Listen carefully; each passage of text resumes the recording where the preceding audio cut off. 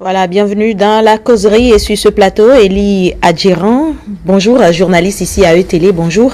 Bonjour Lali, bonjour ces téléspectateurs. Bienvenue et juste à côté de vous, nous avons Gabin Goubi, journaliste également. Bonjour. Oui, bonjour. Au quotidien Les Pharaons, précisément. Voilà, bienvenue.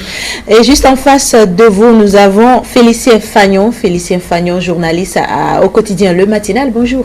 Bonjour madame, bonjour à tous les téléspectateurs. Bienvenue. Merci. Alors ce matin, nous allons parler de la 32e journée nationale des affaires sociales, célébrée officiellement à Dassazoumé, qui a pour thème, le samedi dernier bien sûr, qui avait pour thème « Accélérons nos efforts pour la mise en œuvre des programmes de protection sociale ». Alors Félicien Fagnon, pourquoi une telle journée ? Généralement, les journées sont organisées, initiées donc pour mobiliser l'opinion publique et les sensibiliser sur la thématique concernée. Et quand on parle de la journée nationale des affaires sociales, c'est tout ce qui a trait donc à l'homme, à l'être humain. Au ministère des Affaires sociales, vous savez que c'est un ministère qui s'occupe du bien-être social de l'être humain, qu'il soit enfant, qu'il soit femme, qu'il soit personne handicapée, qu'il soit personne du troisième âge.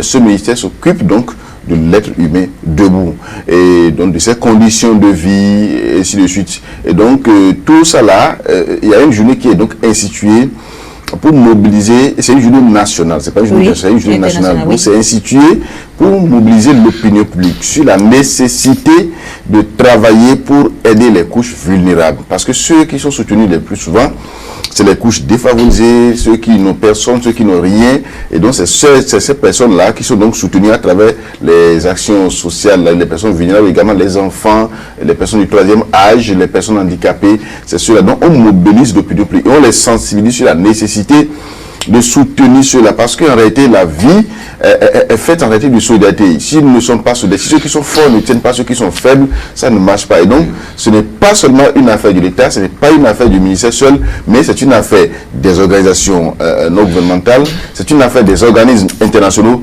c'est une affaire aussi des personnes de bonne volonté, parce que nous qui sommes également sur le plateau, nous pouvons faire du social, nous pouvons aider nos proches qui sont en difficulté.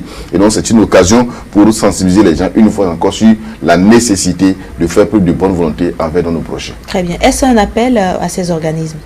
Oui, bien évidemment, parce que déjà quand nous prenons notre société à la base, elle était faite d'une certaine forme d'organisation, notamment dans son aspect caritatif.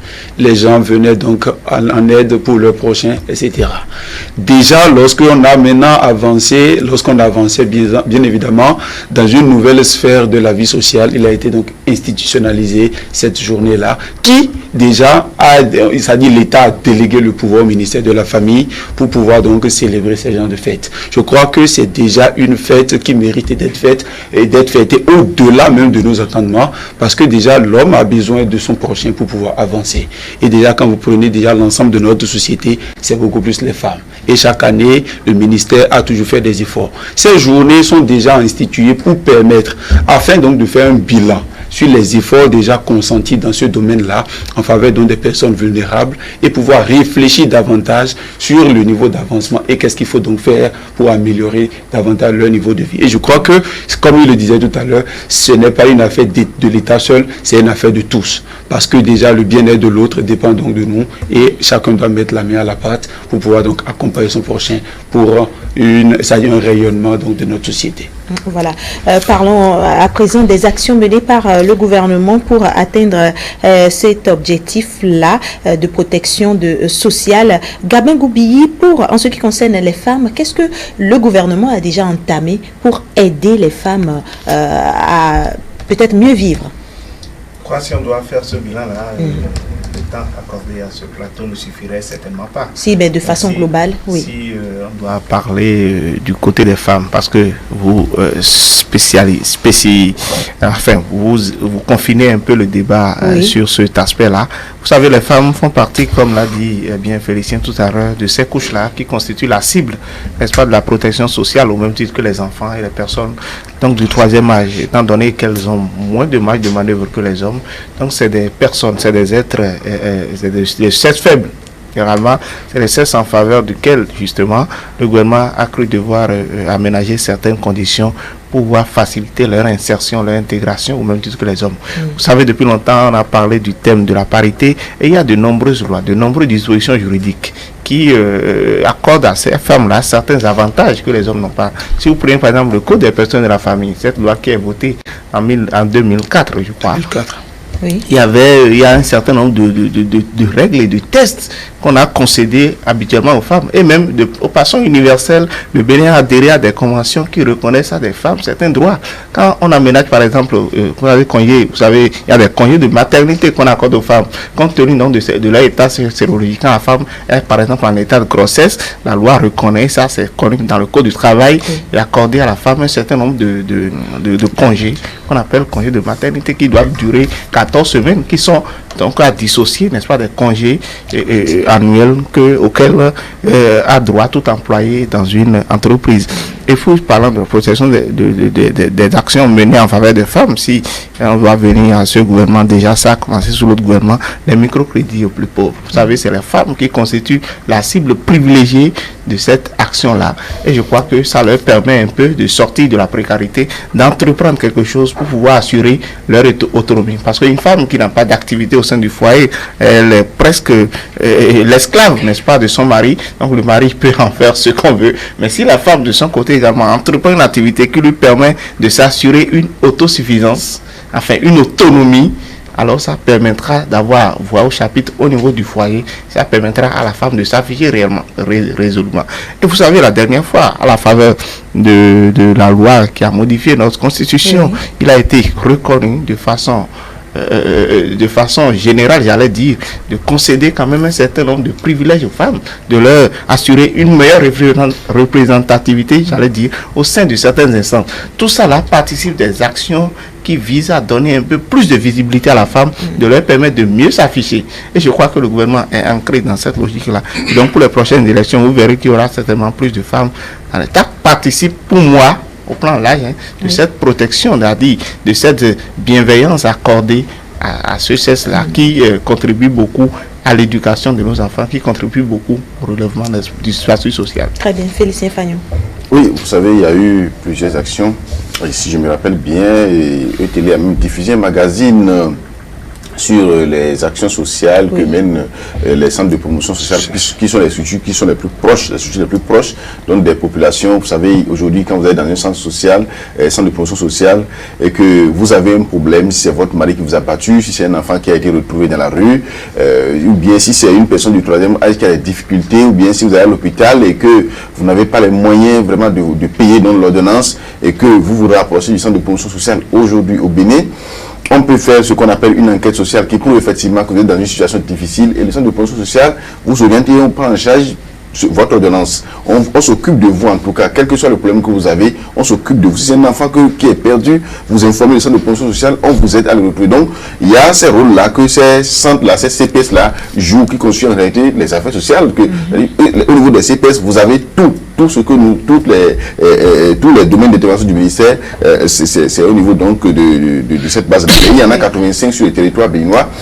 Dans les 77 communes, donc il y a 85 CPS, notamment 5 à Cotonou, 3 à Porto-Novo, 3 à Parakou, et dans les autres communes, il y a chaque centre de promotion sociale. Et parlant donc de bilan des actions, mais en dehors de ce qui se fait quotidiennement, il y a quand même... Spécifiquement pour les femmes, parce que les femmes constituent de façon... de la société. Ouais. Vous savez, d'abord au niveau du ministère des Affaires sociales, il y a une direction qui est créée spécifiquement pour la promotion de la femme. Il y a une direction qui est créée, qui existe aujourd'hui, qui est la direction de la promotion de la femme et du genre. Cette direction s'occupe des questions de la femme, et c'est cette direction-là qui travaille au niveau donc, du ministère pour que des stratégies soient adoptées en faveur donc, de la femme. C'est au niveau de cette direction aujourd'hui que vous avez la liste des groupements féminins que le ministère appuie aujourd'hui pour pouvoir rendre ces femmes autonomes. Et il y a plus de 48 groupements qui ont été donc appuyés au cours de cette année 2019 par exemple. Il y a une plateforme qui est mise en place, le compagnon des compétences féminines. Vous pouvez même vous inscrire là-dessus parce que toutes les compétences féminines sont inscrites sur cette plateforme-là. Ça permet aux femmes de se mettre ensemble. Il y a également un projet 50 millions de femmes pour le développement. Il y a ce projet qui est là. Il y a le projet Souel qui est là également, qui concerne les filles et les femmes. Et parlant même des microcrédits, sur près de 22 000 personnes touchées, 96% sont donc les femmes qui ont été touchées au cours de cette année 2019 pour les microcrédits mobiles par exemple. Donc c'est dire qu'il y a beaucoup de choses qui sont donc faites à l'endroit de la femme parce qu'on estime que la femme est faible, il faut donc l'aider, il faut l'encourager. Et puis aujourd'hui, moi je pense même que la femme n'est plus l'être fait parce que sans la femme il n'y a pas un foyer. Et lorsque la femme est à l'aise dans son foyer, c'est que toute la famille se porte très bien. Donc c'est pour ça que le ministère, en dehors de ce qui se fait à l'endroit des autres, le ministère s'intéresse spécifiquement à la femme. Il y a eu une table qui est donc réservée pour la femme. Très bien. Elie Adjiran, quelques mots sur ce que l'État fait en matière d'autonomisation de la femme, financièrement parlant. Et effectivement, avant même de revenir sur ce volet, il faut aussi prendre par exemple le projet Arche, qui est déjà lancé, qui prend en compte déjà les enfants, les femmes enceintes et tout. Ça voudrait dire que l'État a compris et joue pleinement dans sa partition en matière de protection de la femme en général. Maintenant, pour la question de l'épanouissement de la femme, je crois que plusieurs projets sont déjà développés, notamment les microcrédits, comme on vient de le dire tout à l'heure. Mais l'autre chose aussi, c'est que c'est le leadership féminin qui est aussi donc promu déjà dans nos environnements, où déjà les femmes par le passé étaient déjà considérées déjà comme les femmes et les personnes vulnérables, ceux qui ne peuvent pas, celles qui ne peuvent donc pas prendre des engagements. Aujourd'hui, au niveau donc dans le secteur scolaire, on comprend aussi qu'il y a également donc l'accès à l'éducation pour tous. Les femmes ont désormais la chance donc de s'inscrire. Donc je crois que le gouvernement fait un effort considérable dans ce sens et il faut donc saluer. Maintenant, ce qu'il faut aussi rappeler, c'est que de plus en plus, au niveau donc des postes de responsabilité, on voit déjà qu'il y a un quota qui est donc donné donc aux femmes pour pouvoir donc, parce que on ne peut pas faire la volonté de quelqu'un sans lui. Ça voudrait dire que désormais, si les femmes aussi sont à des postes de responsabilité, elles peuvent déjà défendre déjà la cause donc de leurs consoeurs. Et c'est ça l'intérêt aussi donc de l'atout qui est donc donné en matière donc d'élargissement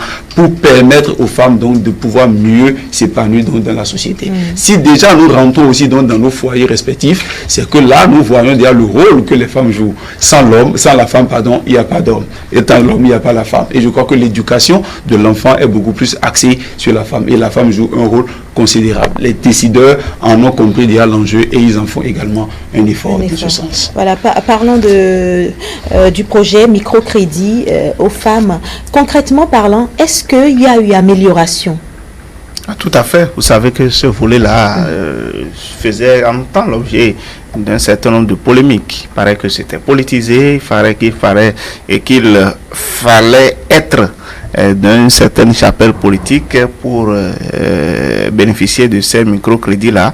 Et donc, dès que le gouvernement actuel a pris fonction, ils ont fait un état des lieux. Ils ont fait un état des lieux, ils ont fait un certain nombre une relecture de tout ce qui a été fait jusque-là.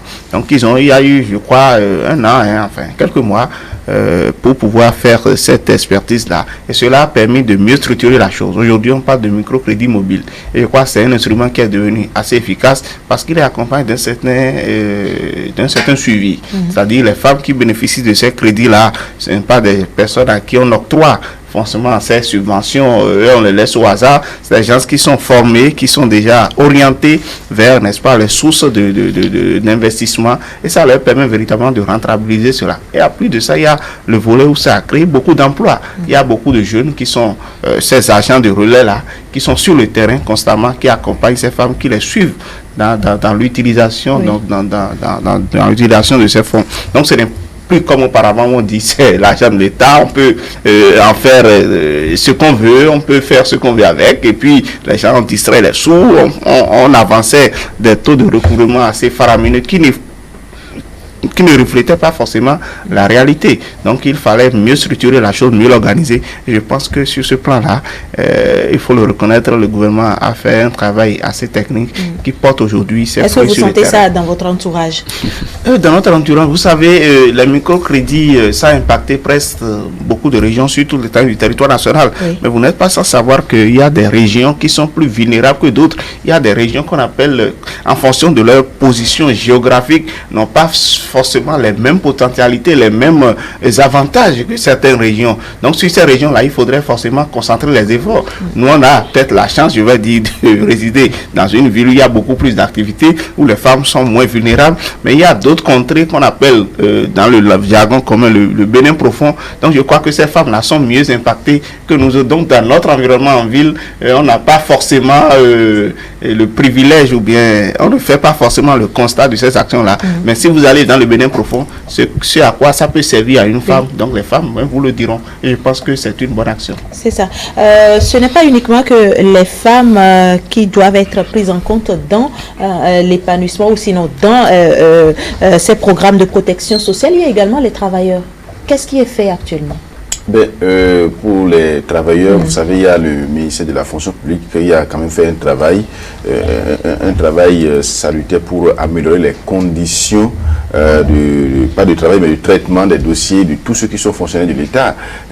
Vous savez qu'aujourd'hui, quand vous êtes admis à la retraite, je pense que quelques jours après, vous avez votre carnet de pension. C'est aussi une mesure sociale qui a été prise parce qu'avant, des gens partaient pour la retraite et attendaient des mois, des années. Il y en a même qui mouraient sans avoir perçu donc, leur pension. Aujourd'hui, je crois qu'il y a une réforme qui a été faite dans ce secteur-là. Et au niveau de cela également, vous savez, aujourd'hui, vous pouvez avoir votre fiche de paye en ligne.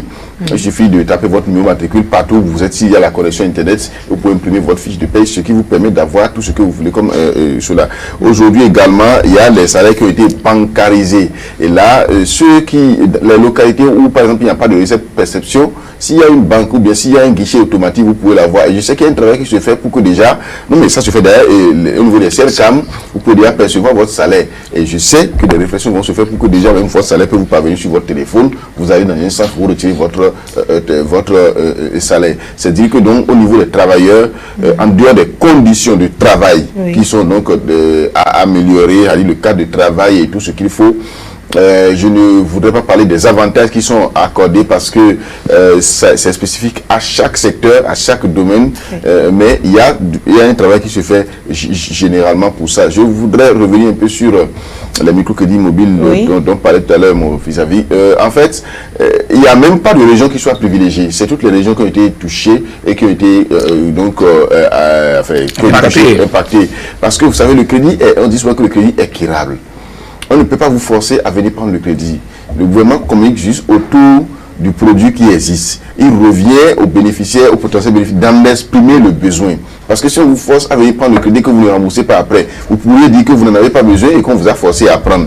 Et donc, s'il y a une forte, les gens considèrent que dans une région donnée, il y en a qui en ont plus beaucoup, c'est parce qu'il y a une forte demande qui est venue de cette région. Sinon, il n'y a pas eu de région qui soit privilégiée plus que l'autre. C'est toutes les régions qui ont été impactées. Il y a eu les moyens. Vous savez que le 31 juillet, le chef d'État, dans son discours à la nation, a dit qu'il porte le montant de 6 milliards à 10 milliards et ça va être ainsi chaque année qui sera mis à la disposition du Fonds national de la microfinance au profit donc de tous ceux qui vont demander le crédit. Et je sais que ceux qui ont des difficultés pour avoir le crédit, cette année, il y a un travail qui se fait en ce moment pour améliorer donc les conditions d'octroi. Il y a également même le taux de remboursement qui va être revu d'ici janvier. Je crois que un nouveau produit va être lancé, toujours pour le bonheur donc, des populations. Parlant toujours des travailleurs, Elie Adjiran, qu'est-ce qui est fait pour que le travailleur béninois se sente épanoui sur son lieu de travail? Son épanouissement, c'est d'abord lui démystifier les conditions de travail parce que par le passé, il y avait par exemple des difficultés pour rallier donc les lieux de travail. Et je crois qu'aujourd'hui, il y a une amélioration en matière donc de stratégie de gestion.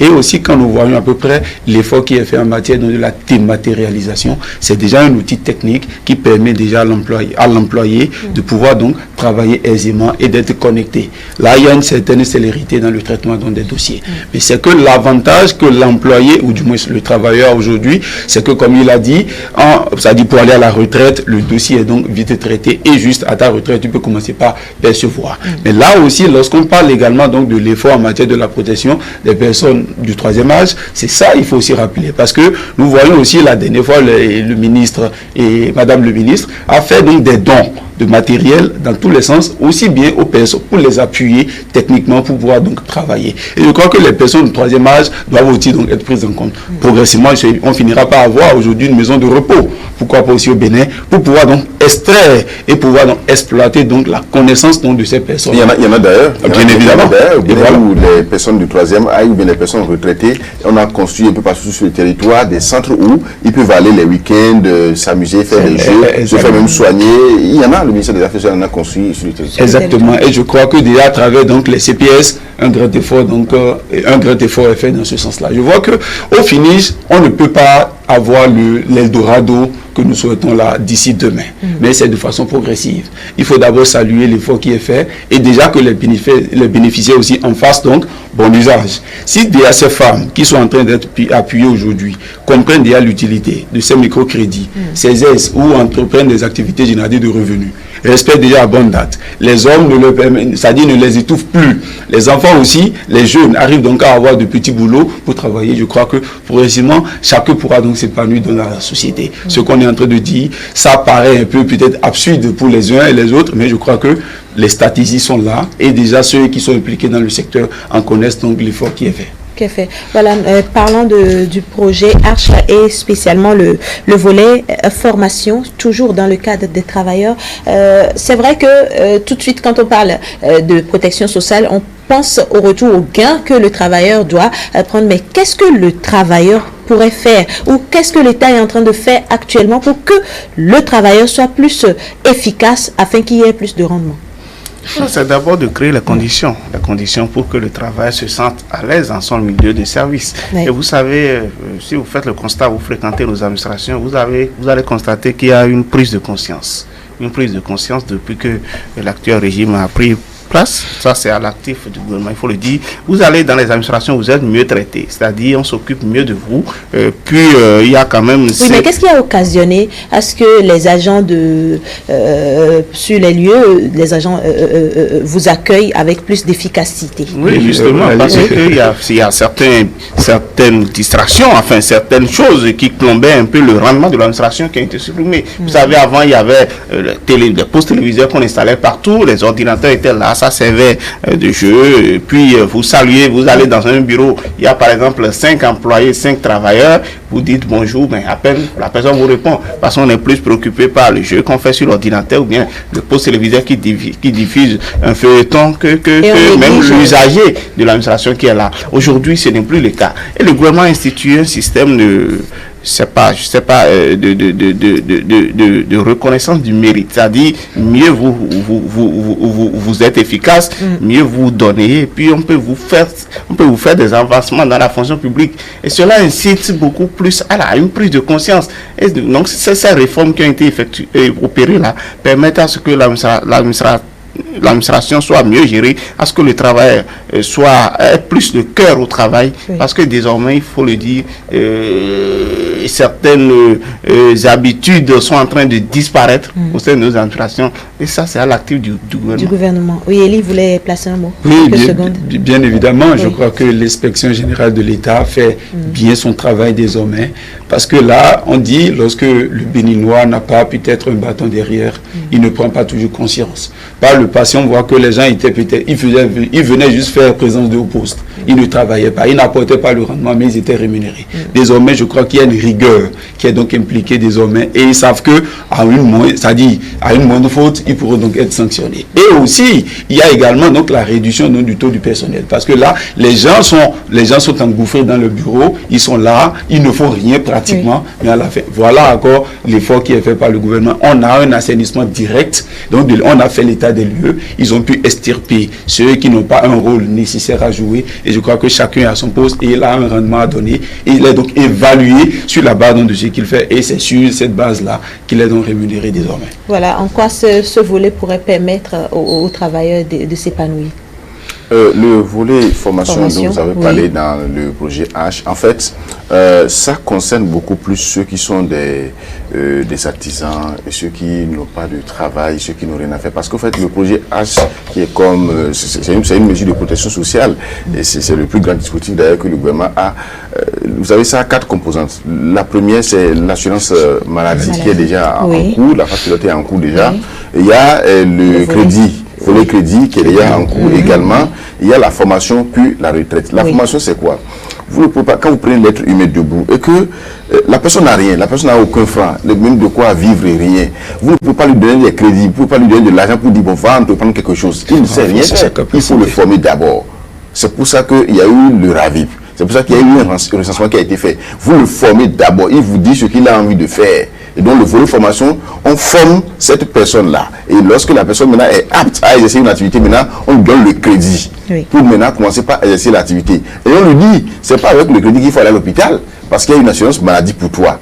Et donc lorsque la personne travaille, on lui dit, bon, il faut commencer à faire des cotisations parce que tu dois être admis maintenant à la retraite. Il faut que tu puisses assurer ta retraite. Et donc voilà les quatre paquets, les quatre composants donc, du projet H. Et donc on le prépare également à la retraite. Et donc l'artisan peut aujourd'hui travailler 30 ans, 20 ans, 10 ans, et il est admis à la retraite, il a sa pension. Donc voilà le rôle que joue le volet formation. Et donc quand vous prenez H, voilà un peu les quatre composants, voilà comment c'est organisé. C'est fait effectivement pour les personnes déshéritées, les personnes qui n'ont rien, qui n'ont personne. C'est fait pour ceux-là, c'est pour qu'on puisse l'aider. En fait, l'État est le gouvernement est dans une logique.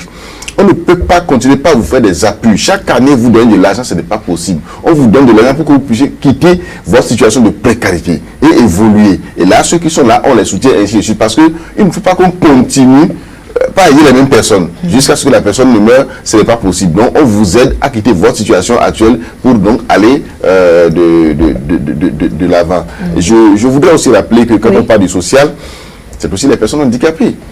Et ces personnes handicapées, vous avez vu ces derniers temps-ci, le Fonds d'appui à la solidarité nationale a fait beaucoup d'appui à l'endroit de ces personnes handicapées.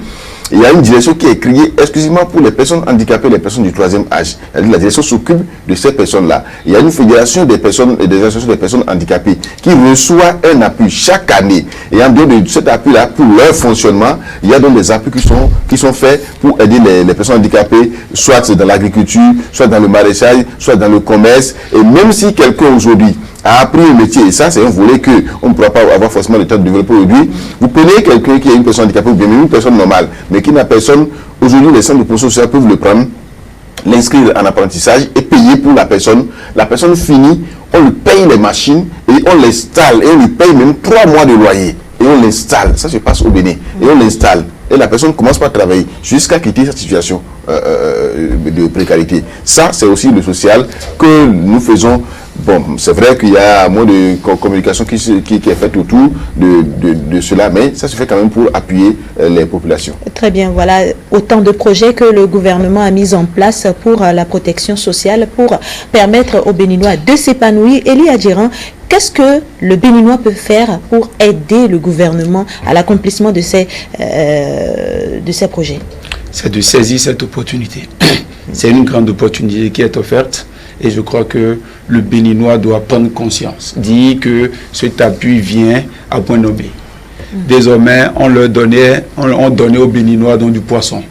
Il faudrait que le Béninois aussi maintenant apprenne donc à pêcher. Parce que déjà, au jour le jour, il y a une croissance démographique que nous observons et on ne peut pas continuer à aider les gens jusqu'à leur mort. Autant ils sont donc aidés, autant d'autres sont encore derrière et ils attendent. Donc il faudrait véritablement une prise de conscience et que le Béninois se mette résolument à la tâche, travailler et pouvoir mériter donc l'appui du gouvernement.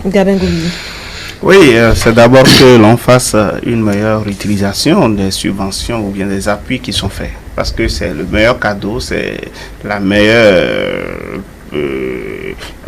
posture à adopter pour que le gouvernement soit plus ouvert à accroître, n'est-ce pas, l'ardoise de l'assiette, je vais dire, de ces subventions-là. Il a dit tout à l'heure, le chef de l'État l'a annoncé, pour les microcrédits, par exemple, on va porter la cagnotte à 10 milliards. C'est parce que, justement, on a senti l'impact que cela a au niveau des populations et le sérieux avec lequel les bénéficiaires exploitent, utilisent ces fonds-là. Donc, le meilleur cadeau, la meilleure source de motivation pour permettre, n'est-ce pas, au gouvernement de commencer, de continuer dans cette lancée et d'accroître, n'est-ce pas, la droite de ces subventions, que ce soit du côté du projet H que du projet microcrédit, microcrédit mobile stimuler d'autres actions qui entrent dans le cadre de la protection sociale, c'est de faire une meilleure utilisation de ces fonds pour que véritablement on encourage le gouvernement à continuer dans ce sens. Dans ce sens, voilà, Félicien Fayon. Oui, en plus donc de ce que viennent de dire les amis, moi je voudrais demander aux populations, aux Béninois, d'aider le ministère et les structures qui constituent le bras opérationnel du ministère sur le terrain, ce sont les centres de promotion sociale, animés par des assistants sociaux, des assistants sociaux et ainsi de suite. C'est eux qui animent ces centres-là. Malheureusement, ils sont menacés.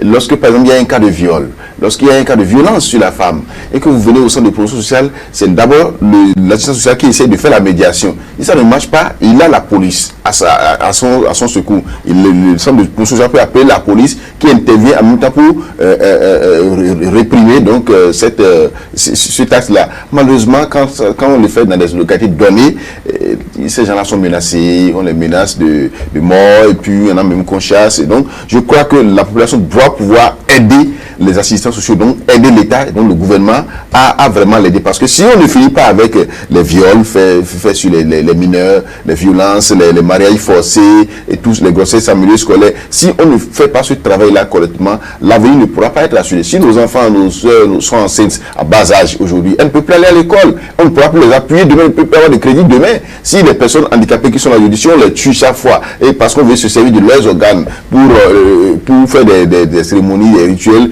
et que les assistants sociaux ne les protègent pas, qu'on leur permet de les protéger, on ne pourra vraiment pas assurer donc un avenir assuré. Donc, ce que moi je voudrais demander à ces gens-là, c'est d'aider les assistants sociaux qui sont sur le terrain et qui sont proches de tous les jours. Oui, je crois qu'il faut insister sur cet aspect. C'est vrai que c'est des pratiques qui sont foncièrement ancrées dans nos habitudes, c'est des réalités sociologiques. Aujourd'hui, on se dit que bon, c'est des choses qui font partie de nos valeurs qu'on a héritées de nos aînés, mais il faut essayer de dépasser cela.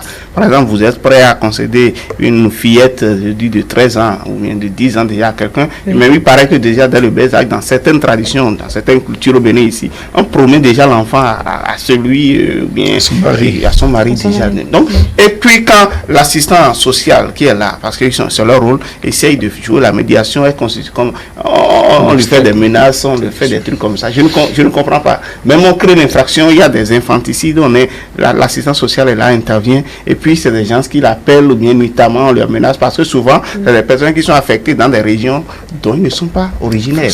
Donc je vois que les populations doivent œuvrer vraiment à transcender ces mentalités, ces actes-là, pour que véritablement on permette à chaque maillon de la société de jouer pleinement son rôle.